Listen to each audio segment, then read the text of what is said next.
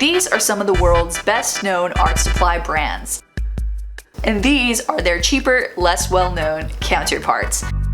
And today we are putting these two against each other and we're gonna find out, is expensive better? Is cheaper worse? And before we get into it, guys, there's two things that I really need you to know. The first one is that while I was shopping for food this week, I swung by the art supply section and it was completely out. Like, it was crazy. And I didn't feel comfortable like going and looking around the store and spending, my sweet time there. I was like in and out. And because of that, I feel like the art supplies might be a little bit random in this video. And the second thing is that my dog Bowie has been facing some minor health issues this week. She needed a lot of care and she's doing better. So the artwork in this video is more focused on testing and performance and are they worth it, as opposed to an art challenge. And for those of you who are expecting an art challenge, tune in next week.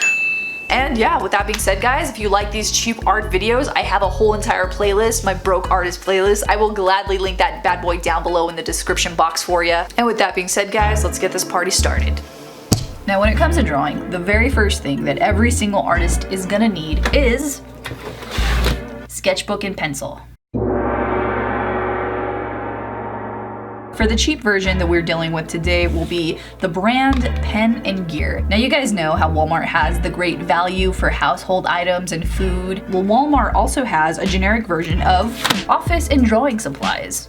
First up, we have the Pen and Gear number 2 20 count HB wooden pencils. And for the paper, we have Pen and Gear's 70 sheets sketch diary.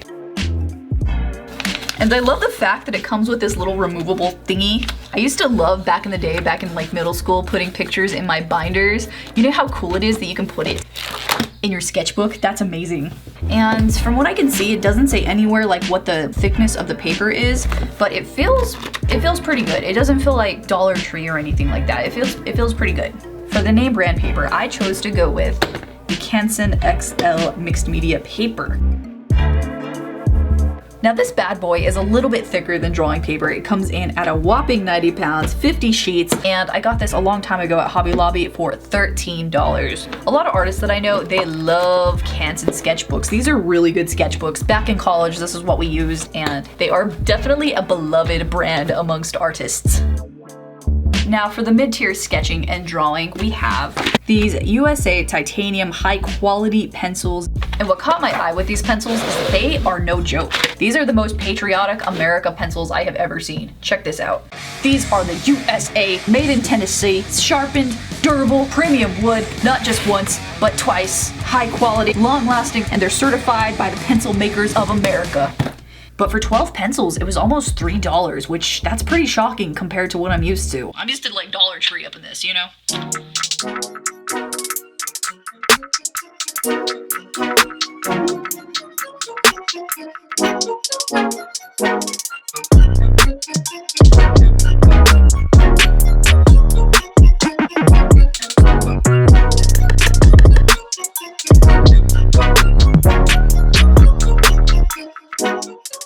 Alright, so here are the two sketches side by side, completely done.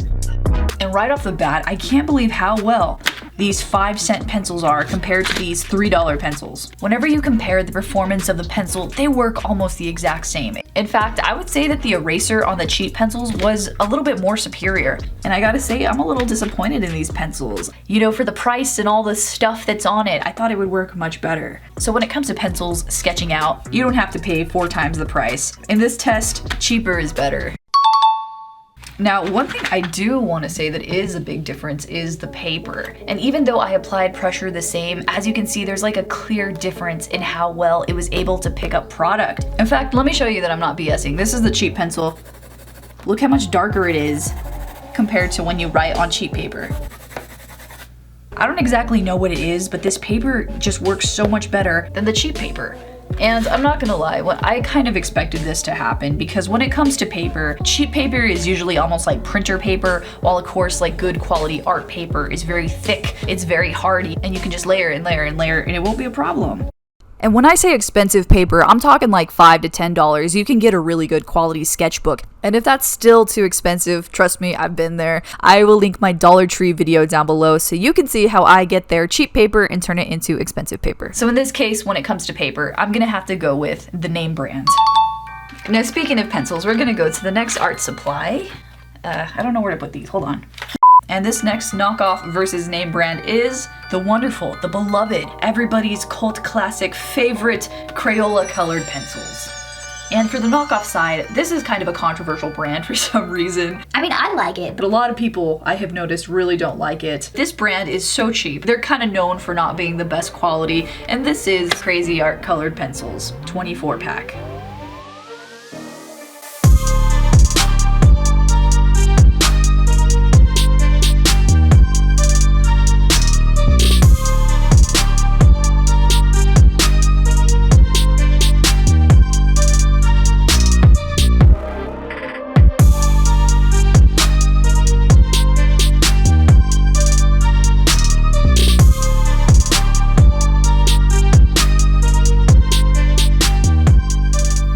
So here they are, side by side, and I'm gonna be honest here, I don't remember Crazy Art working this good. They look almost identical side by side. For spending only $1 on these colored pencils, I'm actually really impressed because I've tried other dollar colored pencils before. None of them, and I repeat, none of them work as good as these Crazy Arts have. But when it comes down to it, unlike the pencils, which as you know performed equally if not better than the more expensive one, that's not the case for the Crazy Art. For example, the white Crazy Art colored pencil, it didn't do much, so that alone makes it more like a 23 pack. I had to spend much more time working on the Crazy Art because I had to go really slow, I had to work on the blending, and not just that, but I noticed there's a lot more filler in the Crazy Art, they're a lot harder to build up. And don't get me wrong, I feel like if you just want to do some coloring, you just want to do some basic level stuff, Crazy Art is gonna work fine for ya. But if I had to pick which one I think is still better, it's gonna be the Crayola. Alright, so moving on to the next medium. Again, I use the knockoff pencils with the knockoff paper and the name brand paper with the name brand pencils. And you'll notice that they look a little bit rough, they're not ready for the next medium because we're gonna be testing out erasers. Specifically, the kneaded eraser. When I saw this eraser set at Walmart for super cheap, I knew I had to have it because I knew back at the house I had the name brand Faber-Castell kneaded eraser. And as much as I use erasers, I really hope this one works. So let's try it out.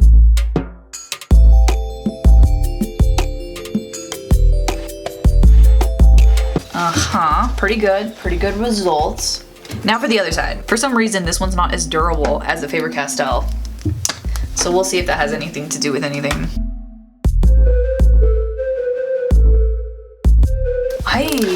Ay, that's actually really amazing. The cheap eraser picked up so much better and cleaner and faster. In this case, cheap eraser wins. So I know a product I'm probably never gonna be buying again. We have two more things that I really want to test out, but the one thing that really caught my eye are these. These are the Azure Professional Artist alcohol-based markers with a colorless blender. They are 13 pieces, and the best part is that they were only $10, which is insanely cheap for these kind of markers. In fact, they're cheaper than the Ohuhu markers. So I really want to try these out. Now, as far as like name brand alcohol markers go, a great name brand is Copic. They're so popular, everybody loves them, but they're just so expensive. For example, I bought these a long time ago at Hobby Lobby for almost $55 for 6 markers. And most cheap alcohol markers, they work almost as good as Copic, so I'm hoping these work well too. So let's open these up. Oh, now for the Copics, I actually don't have that many. I just have this little, what are you doing here? Get out of here. I only have this little bit because they're so expensive. So I'm not gonna be focusing on color matching today. I'm just gonna focus on the formula.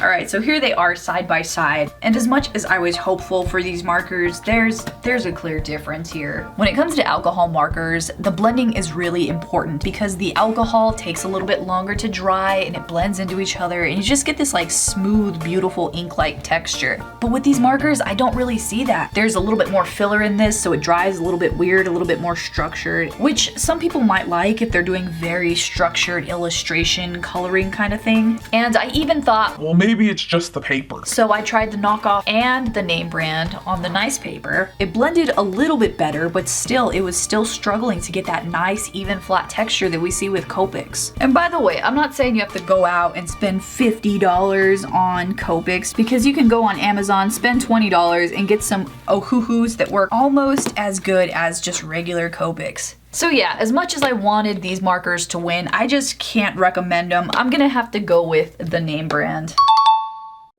Now this brings us to the very last art supply that we're gonna try. And this product is Black India ink. Ooh, I love a good Black India ink. For the name brand, of course, we have the classic, the most coveted Speedball Super Black India ink. I got this bottle for the Inktober box, and oof, it is some good stuff. For the generic side, we have that same Walmart brand that you can find, the Daler and Rowney. And you guys know how much I love the Speedball Black ink, so I'm hoping, I am praying that this one works just as well for half the price.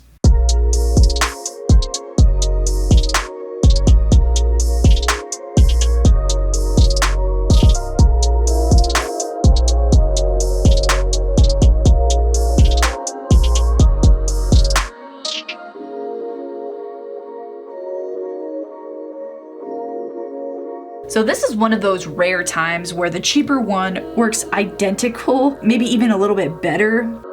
I mean, this had a little bit more of a pull because the paper's a little bit thinner, but I mean, honestly, they worked the literal exact same. We'll do a swatch really quick so you guys can see what the heck I'm talking about. So we got the expensive one. Boom, very nice. And then we have the cheap one. Look at this. The literal exact same. I mean, maybe this is just a tad bit warmer, but I mean, they're so identical. After the marker disappointment, I am so glad to say that the knockoff is the winner. Inktober is gonna be amazing this year. And there you have it, guys. Now we know what knockoffs are good, what knockoffs are bad. If you want me to do a part 2, let me know in the comments down below. I'll leave some art challenges down below if you want to see me do some serious art. And yeah, with that being said, guys, thank you so much again for watching, and I will see you guys next video. Bye.